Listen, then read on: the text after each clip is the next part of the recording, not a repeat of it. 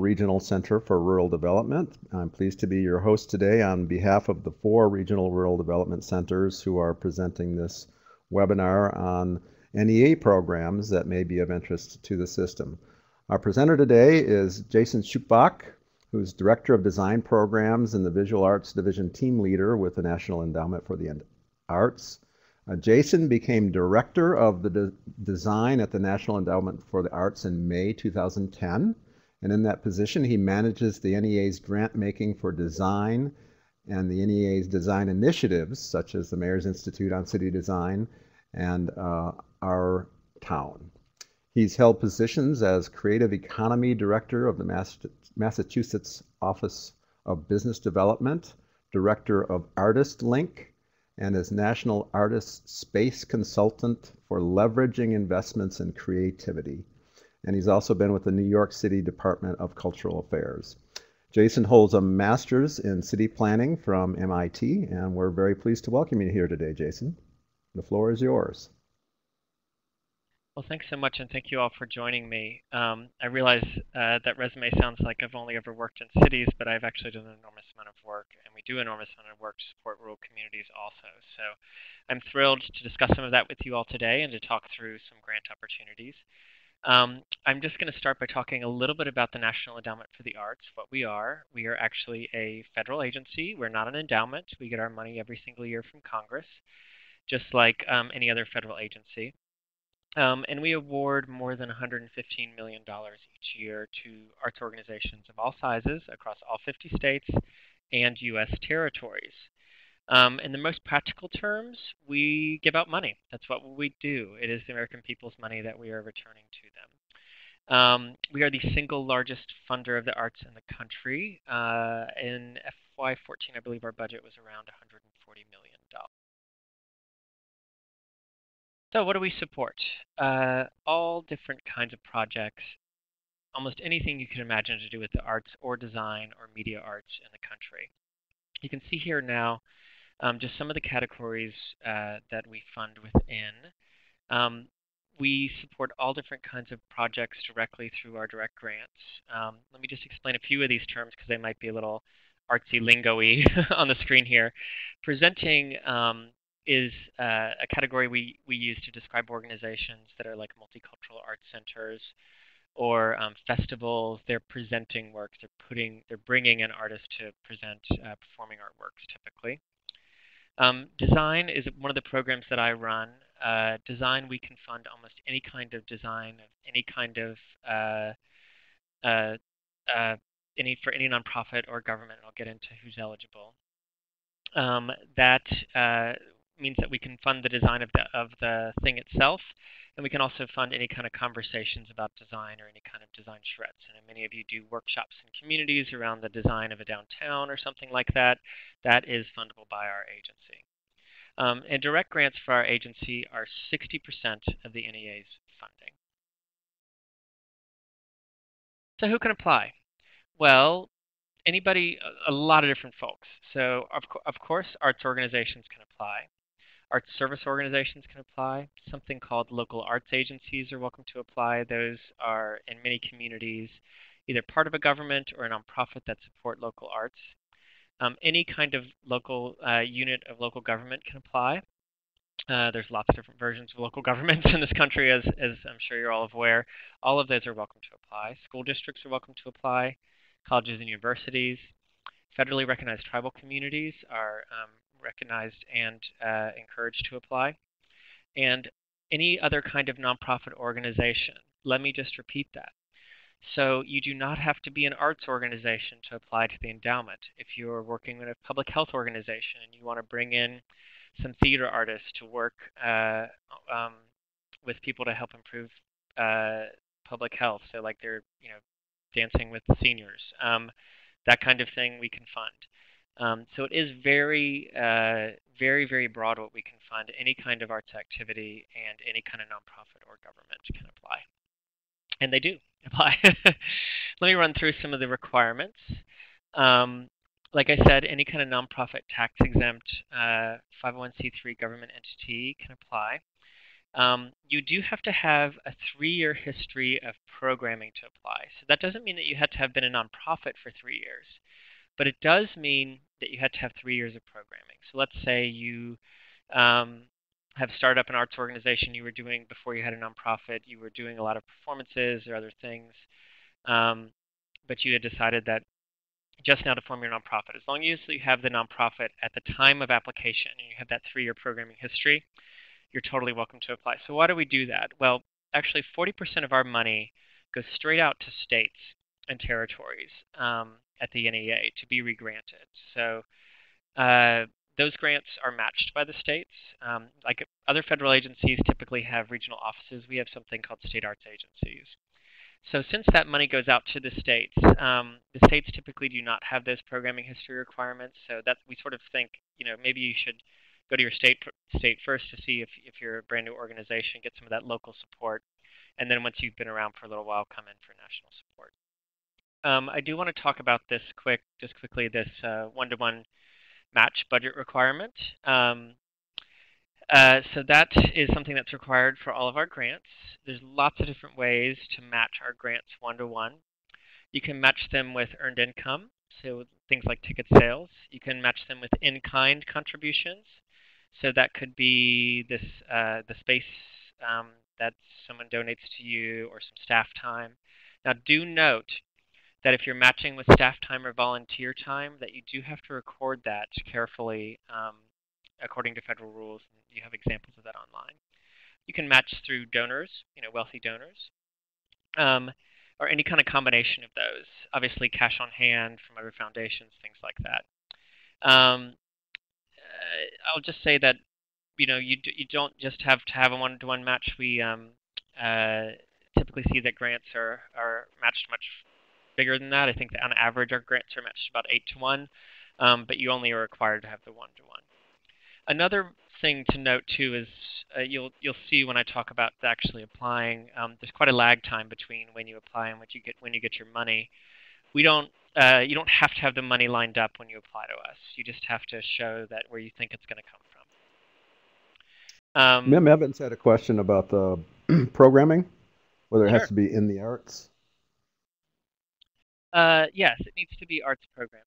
You need to show that you've been doing 3 years of programming that relates to the arts. Now, remember, arts we define as very broadly. So if you're a community that's looking to do like a urban planning, a role planning workshop to talk about, or like a design workshop in a community, you just have to show that you, as a community, have been doing design-based activities for the past, whatever number of years. Typically, if it's a government that applies, they have no trouble showing that they have 3 years of history of doing design planning because we've been doing it for a couple hundred years. So, but it doesn't need to relate to the kind of project that you're applying for. You need to show that you have that 3 years of history.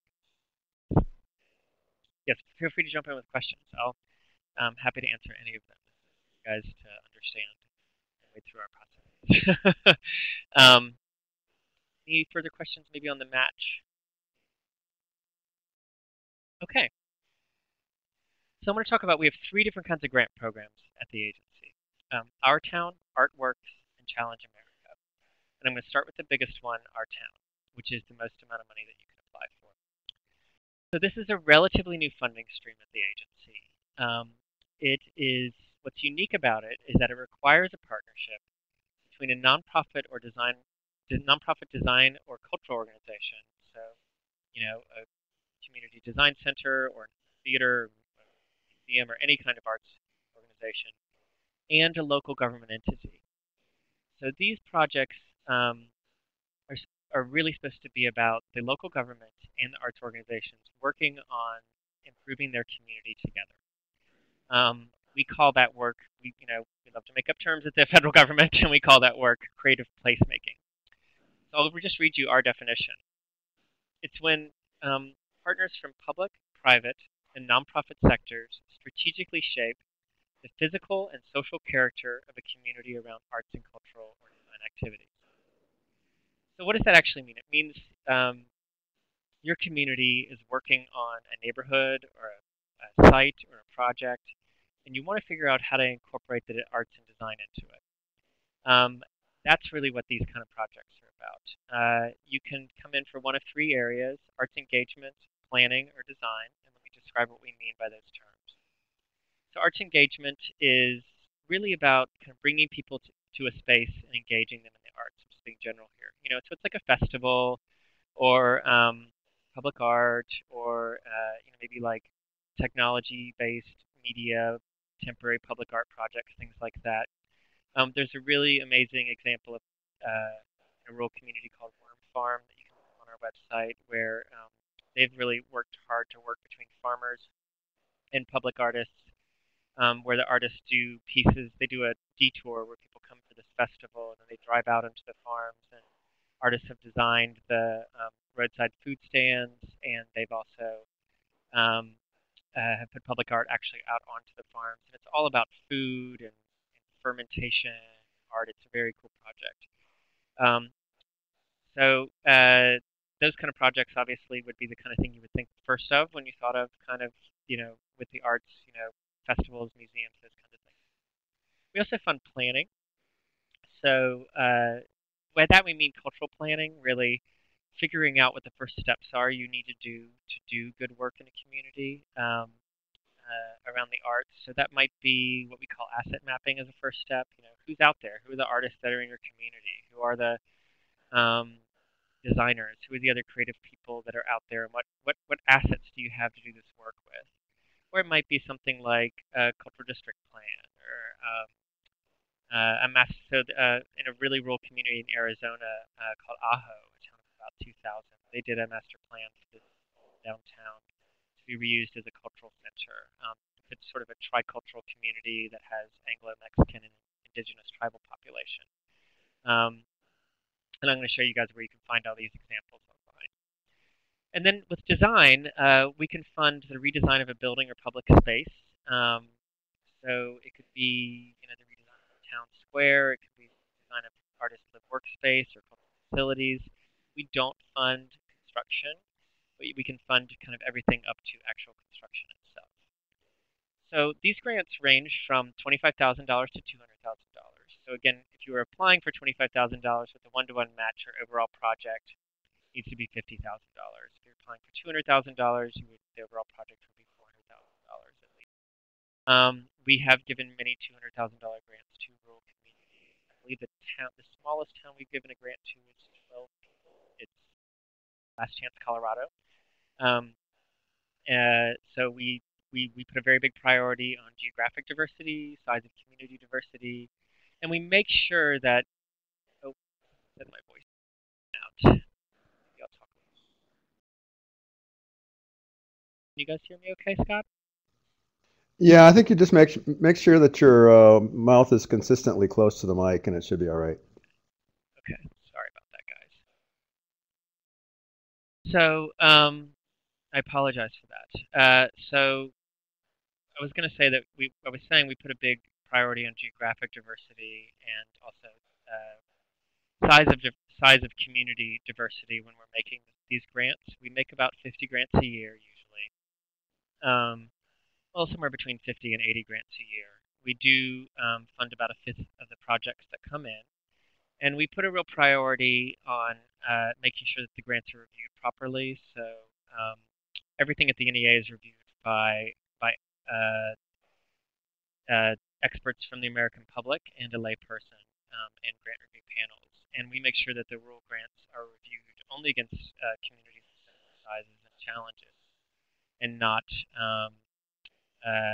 reviewed against, New York City. So a little bit more on our town. There is a webinar online that you can go check on that walks you through all of the guidelines.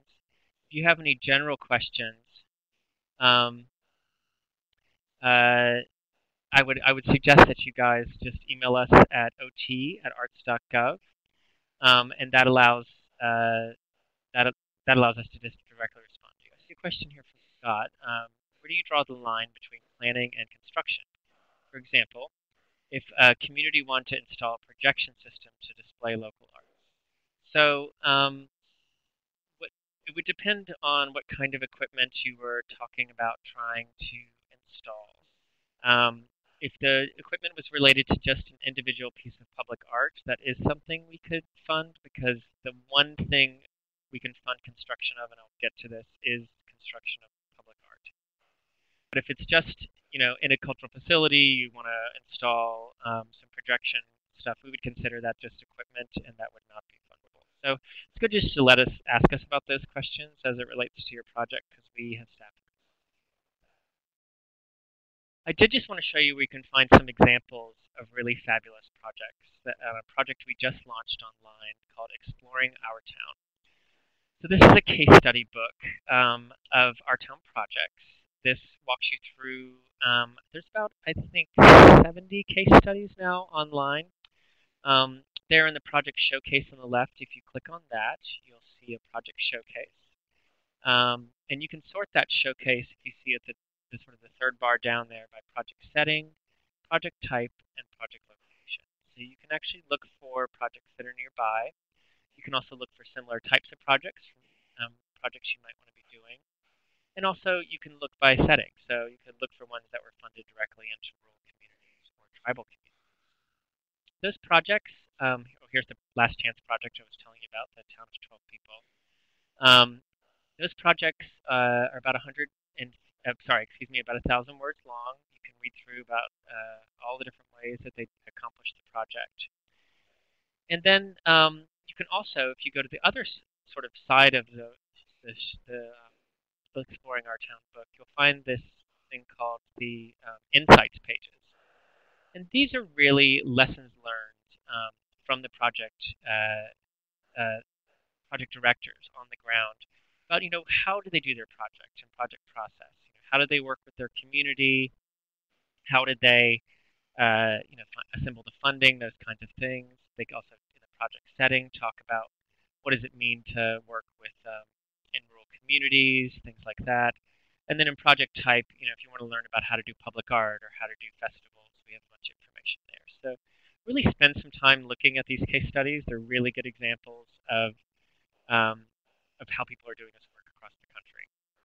Okay, there's a couple questions here I want to answer before I go much further. It says here, are colleges or university clubs and organizations eligible to apply for arts grants? The answer is if they are 501c3s, absolutely yes, they may apply.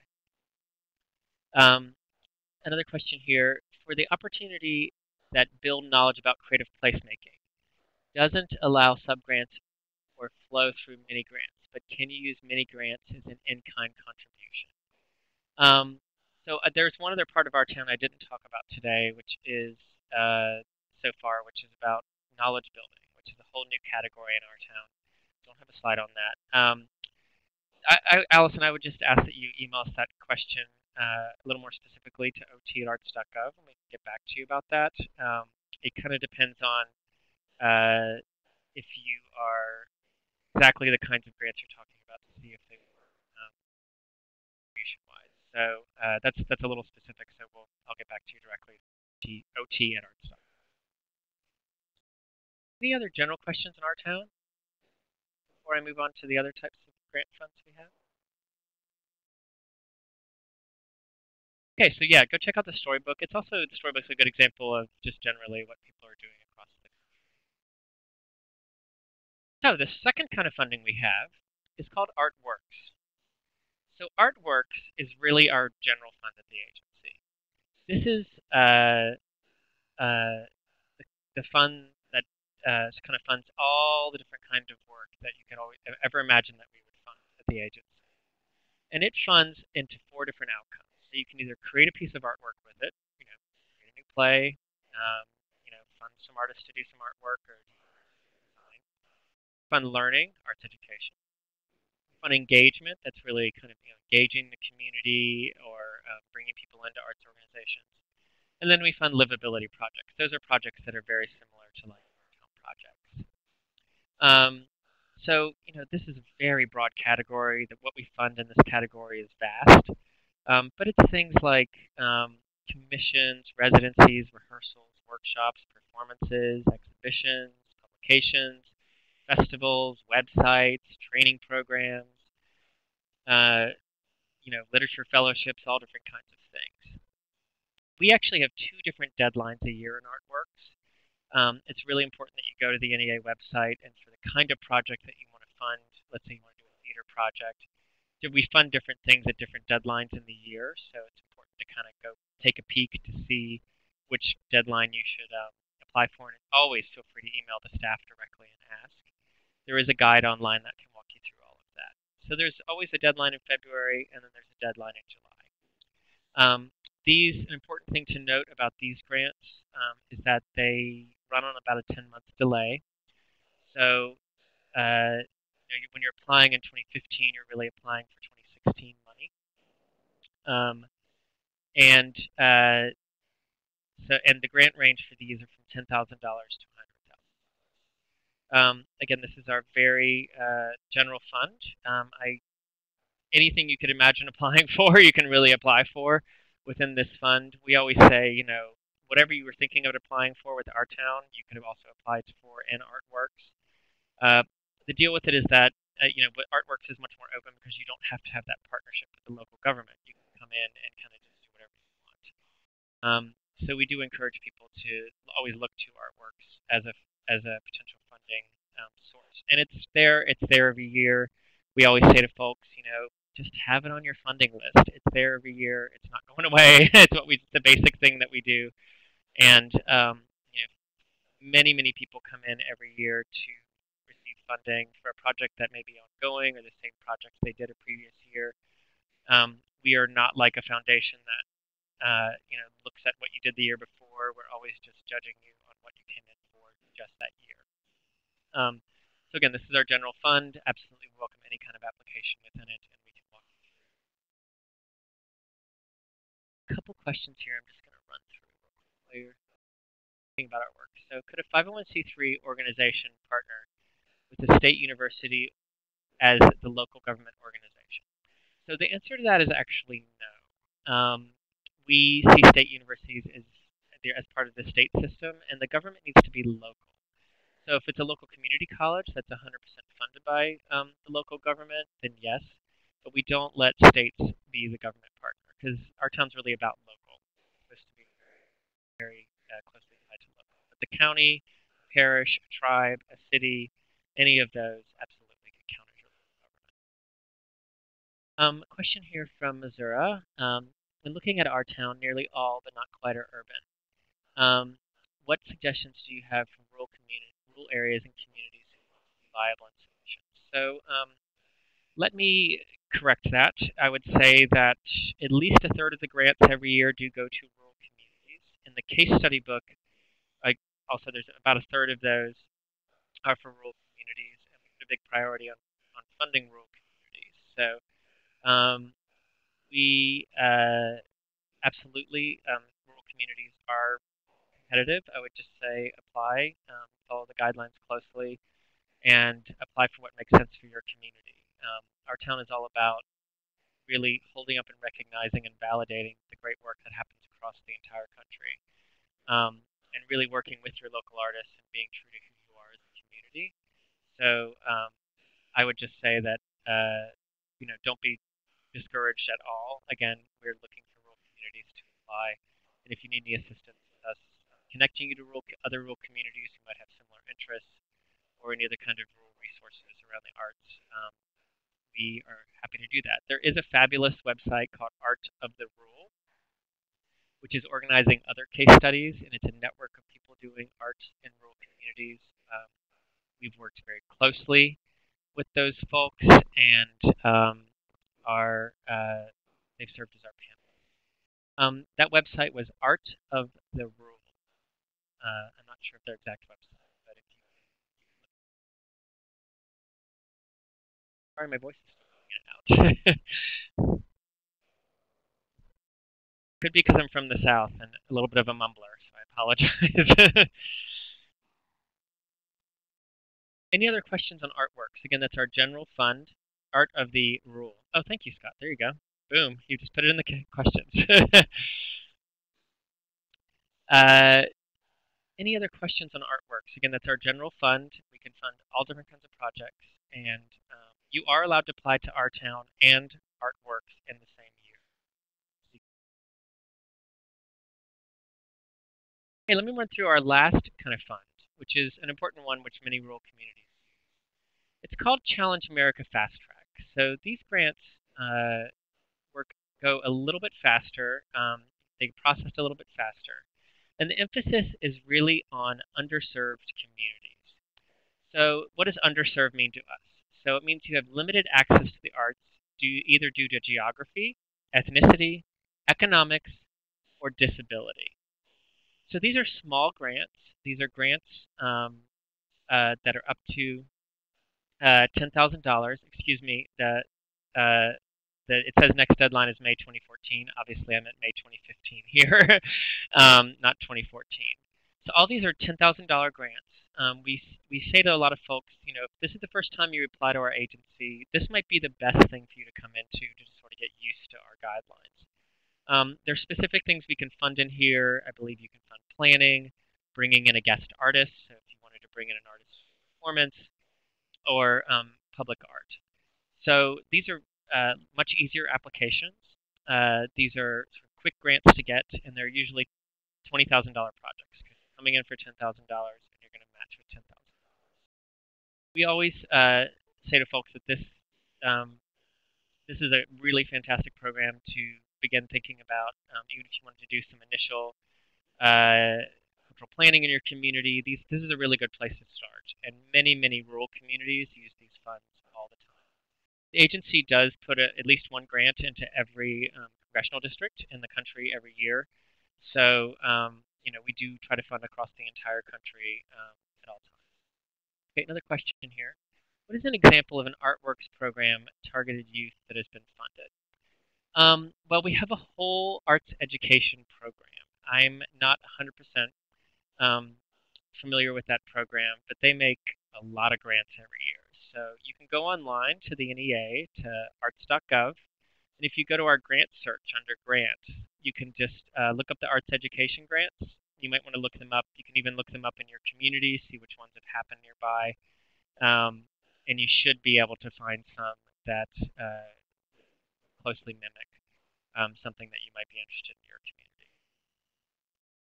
Okay, so again, our town, largest ones, up to $200,000, requires the partnership with the local government.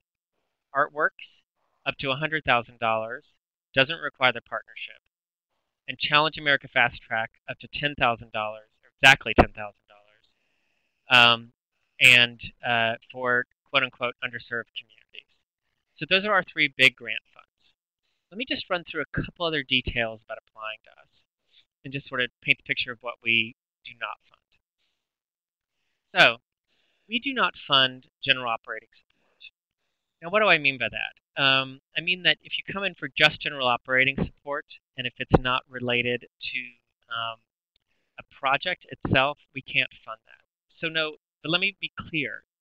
General operating kinds of items as they relate to getting a project done absolutely are fundable.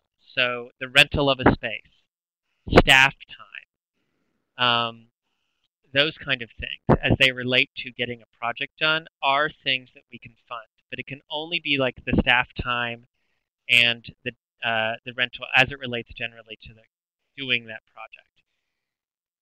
So we can't fund individuals anymore. We used to fund individual artists and designers. That was taken away in the 90s. There is one exemption. We can fund literature artists. We do literature fellowships. So if you have writers in your community that are not applying to the NEA, they should. We don't fund individual schools. We only fund school districts. And like I said before, we do not fund construction, purchase, or renovation, but we can fund construction of public art. It's the one thing we can fund construction of. And we can fund design all the way up to construction documents. So again, we only fund nonprofits. We don't fund for-profits. You have to have that 3-year thing when you're coming into the NEA, so we can't fund the creation of new organizations. We can't fund school class time. If you're got a local school that wants to apply, if they're doing a project outside of the classroom, they're absolutely welcome to do that. We just can't fund that. We also can't fund regranting, so we can't give you money, which then you're going to re-give to someone. And then we can't fund projects that replace arts instruction provided by a classroom teacher. That's directly related to arts education.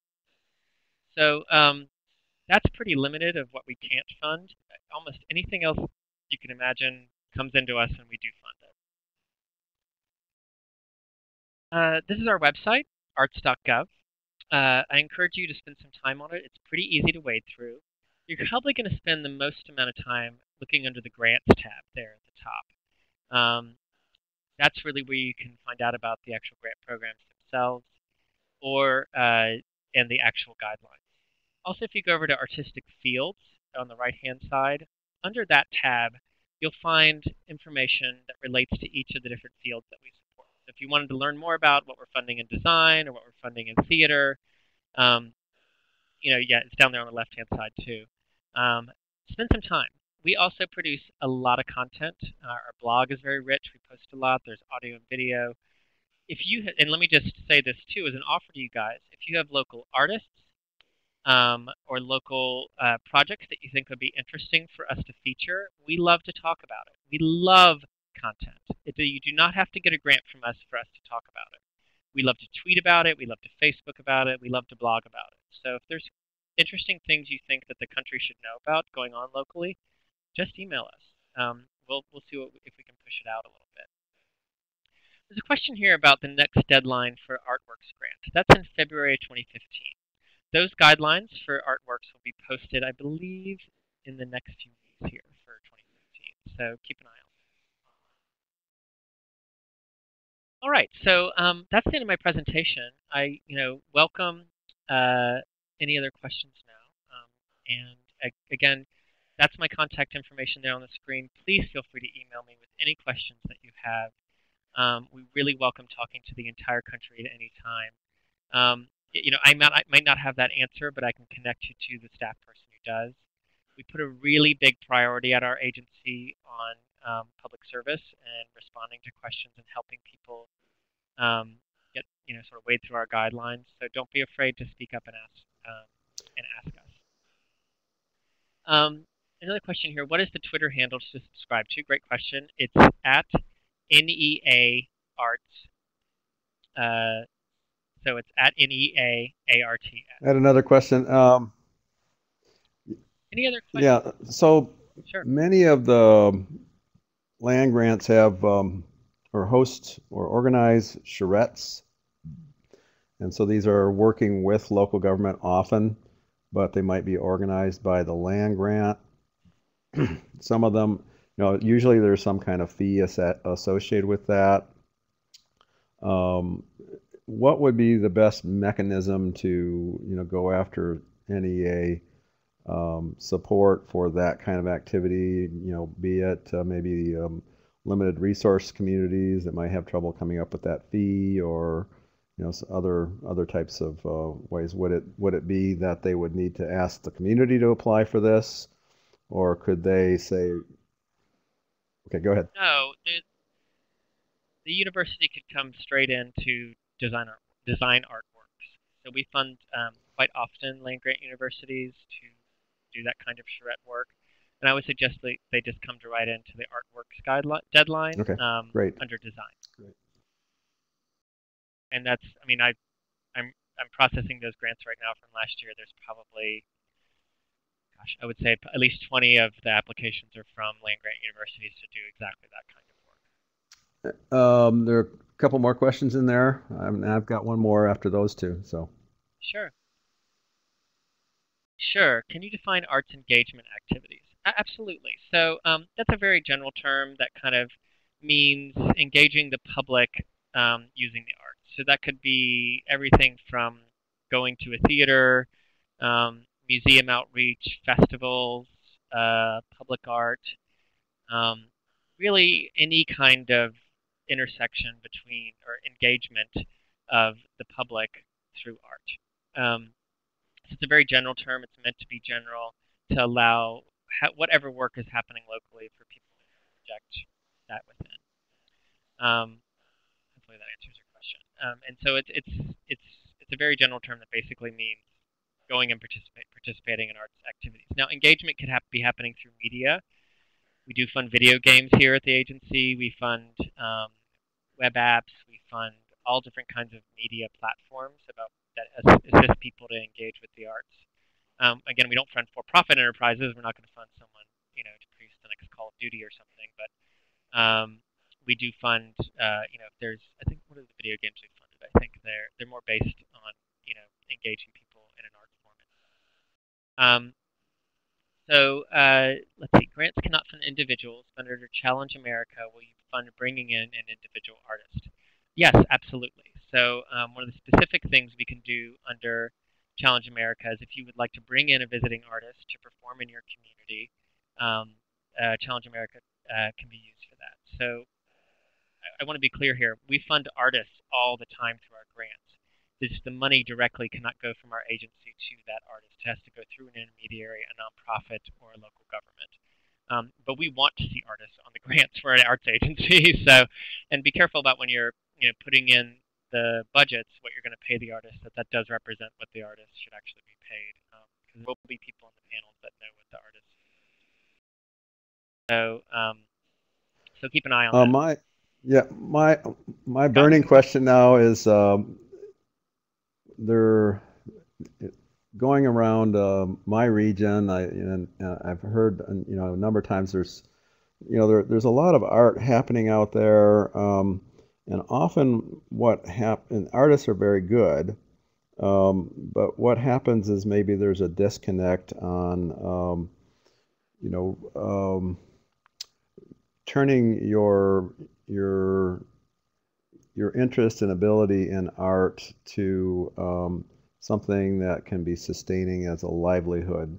And there's maybe some difficulty kind of understanding the marketing and kind of pricing and those sorts of things of art. And so I guess a question would be, is that kind of training where you're helping individual artists learn how to handle the business side of their art? Is that something that would be viewed positively in some of these opportunities? Absolutely. So we call that artist entrepreneurship training, or business training, and we've been funding that for years. It just depends on, there's pieces of some of the Our Town grants that are that. I think there was a project in, I'd have to go look at the website, but I know that we funded many of those. Some of them were like getting artists working in storefronts and learning how to sell their work. I believe there was one in New Haven, Connecticut, which is a larger community, that did that quite well. I know that, so absolutely that's something that is fundable. We always like to support not only the artists who do work themselves, but also anything that helps arts organizations or artists build their careers, build their organizations, are all things that are totally eligible. And we're highly aware of the way artists work, and many of them cannot support themselves 100% of their time doing artwork and do need assistance for business training things. So that's sort of a never-ending job, is to keep training artists in that way, and we always like when anybody wants to step up and do it. So. Okay, wonderful. Looks like Deacon. There's another.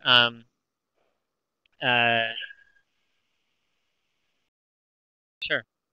In order to prevent a wild goose chase, is there a list of local government partners who typically pop up in your applications, which we can use as resources in seeking matches?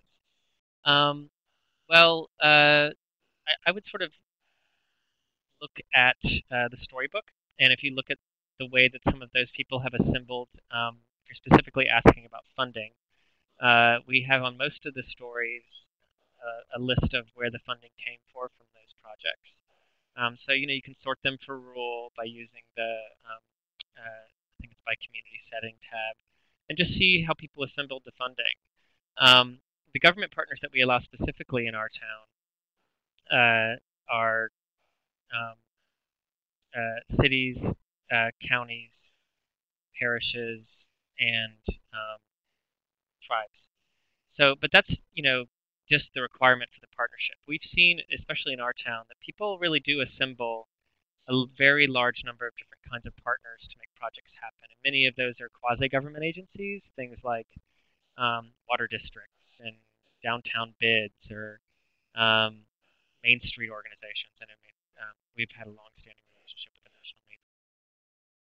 So it is really about who's there, who wants to be involved in the project, who makes sense for the project, um, just depending on what the project is. So if we go back to Worm Farm, that project in Wisconsin, they've received our funding. They've gotten some foundation funding. The county's invested in it, and they've had some funding also from agricultural organizations. So farming have. Um, it really the funding should be related to what the project is, who you're bringing to the table, um, and then and then makes sense for you. Oh, okay, I see you got some. So there are two separate requirements: partnership and then funding match. Yes. So again, we're talking just about our town here. There is no required partnership in Artworks or in Challenge America, but in our town, there is a required partnership between a local government and an arts organization. Yes, that's one requirement.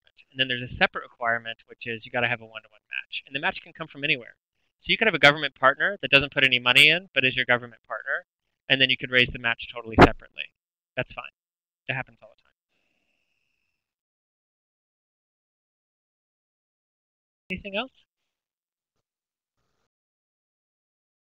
Looks like we might be getting a couple more questions coming in. One question that I had while we're waiting for folks to finish typing is, say you've got this. Do you have examples in your mind or your database of like a trail where the art is distributed over really quite a wide geography? Sure. Yes, we funded several projects like that. I don't know if we have one in the case study book yet. There was a great project. Um, I know there's one in the Toe River Arts Council in North Carolina, which is, it's one of the mountain town areas, and they're looking at how to disperse artist-made signs as both a wayfinding thing and a public art thing to help people find a lot of the folk artists who work up in the mountains there. There's a very rich history of traditional art. Excellent. That's an interesting one. No, just good Sorry, good go ahead. answer. Looks like Mary Jane has finished her typing. Good. Do you have to have the match before you apply for the grant? No. So again, because there's such a long delay between when you apply and when you receive the funding, we do not expect that you have the match in hand. You can say where you think you're going to raise the match from. You can let us know of any committed sources. There's a little thing you mark as whether or not it's a committed source. But you do not have to have the match on hand. Now, we also like to say that the NEA money, while it may not be big, it is a good housekeeping seal of approval to many other funders. So our money makes other money appear. Sometimes even if it's just, like I said before, an eighth of the overall funding, it is very meaningful to other funders to receive our money. And a lot of people, and I'm saying that from experience, people telling me, when we got the NEA money, it made other money appear. So another question here about the match around can they be in-kind contributions? Yes, they can. You do have to, you can match with staff, with space, any kind of in-kind contribution. You do just have to make sure that you are recording that properly for the federal process, and that's mostly important for volunteer time. So if when you're filling out your federal paperwork, there are some forms for how you properly record volunteer time, so make sure you educate yourself about that. Do the match dollars have to be non-federal? Yes, they do. That's a very good point. Thank you. So the match dollars do have to be non-federal. You can't double dip from federal on these projects. So if even if that's federal dollars being passed through another organization, if they're federal dollars, they're federal dollars. So if you're also applying to your state arts agency, you'll want to make sure that the money you're getting from them does not come from the NEA match. If you're applying through USDA, that can't be part of the official match, but could be beyond the official match. Absolutely. Yeah, many of us are funded by a mixture of state and federal dollars. So one point would be to maybe document that the part of the in-kind staff salary that's being committed is coming from the state side and not the federal side. Yeah, I mean, and you can kind of piece that together, and figure out how to meet the match requirement through in kind, and then if you have other funding, it's federal. We love seeing that. We want you to be, um, putting pieces together from different federal agencies to actually get projects done. Just as part of the official match, we're looking for outside federal. Um, the but people meet the official match pretty easily. That hasn't been a huge problem for any of the rural communities I've worked with. So a question here about when individual schools are not funded, are colleges such as tribal colleges allowed to apply? Yes, college. So when I said individual schools, I meant high schools and middle schools and K through 12. Anything post K through 12 can apply. Universities, colleges, tribal colleges, absolutely. Thank you for that point of clarity. Well, it looks like people are out of questions. It's really a great overview. I really appreciate you taking the time to do this. I think there's a lot of interest out there, and hopefully you'll be hearing from some of the folks that are on today. And of course, this will be archived. Yes, it looks like Oh, there's a could be. couple Yep. other questions coming through. Okay. Let's see. By individual schools does not exclude a school district. Yes, a school district can apply, just not individual K through 12. And you shared an email for questions. OT art something. Yes. So that's OT. So this is just questions for our town. Anything else you can email me on the screen here. But questions for our town come to ot@arts.gov.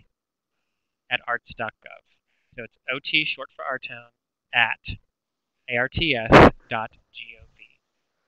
Okay, well, wonderful. I appreciate the time, and it looks like Deacon has one more question. Sure, sounds good. Okay, just a Here, I'll thanks. type it in right Okay, now. very good. Okay, great.